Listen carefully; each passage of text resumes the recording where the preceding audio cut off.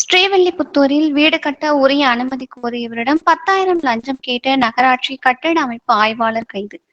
லஞ்ச ஒழிப்பு போலீசார் நடவடிக்கையால் பரபரப்பு.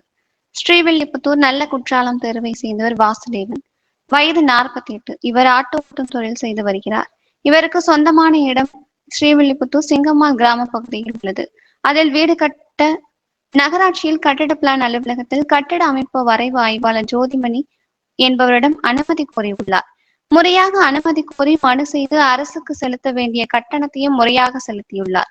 இது தொடர்பாக நேற்று கட்டிட அமைப்பு வரைபட ஆய்வாளர் ஜோதிமணியை அணுகிய போது அவர் தனக்கு 10,000 லஞ்சம் தர வேண்டும் என கூறியுள்ளார். இதனால் அதிர்ச்சி அடைந்த வாசுதேவன் விருதுநகரில் உள்ள லஞ்ச ஒழிப்புத்துறை அலுவலகத்திற்கு சென்று ஏடிஎஸ்பி ராமச்சந்திரன், இன்ஸ்பெக்டர் பூமிநாதன், சாலவன் துறை ஆகியோரிடம் புகார் அளித்தார். அந்த புகார் அடிப்படையில் இன்று ஸ்ரீவில்லிபுத்தூர் நகராட்சி அலுவலகத்தில் வாசுதேவனிடம் ரூபாய் 10,000 லஞ்சம் வாங்கும் போது மறைந்திருந்த லஞ்ச ஒழிப்பு போலீசார் ஜோதிமணியை கையும் களவுமாக பிடித்தனர். ஸ்ரீவில்லிபுத்தூர் நகராட்சி அலுவலகத்தில் பெண் அதிகாரி ஜோதிமணி பிடிப்பட்ட சம்பவம் ஸ்ரீவில்லிபுத்தூர் நகராட்சி அலுவலகம் அமைந்துள்ள பகுதியில் பெரும் பரபரப்பை ஏற்படுத்தியது. மந்த்லி வாடகையா? எவ்வளோ மந்த்லி? 2,250.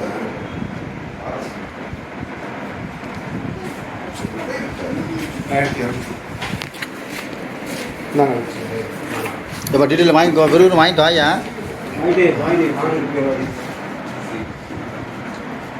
உங்களுக்கு காம்பீட்டண்ட்டாக தெரியாதுமா? ஆக்சுவலாக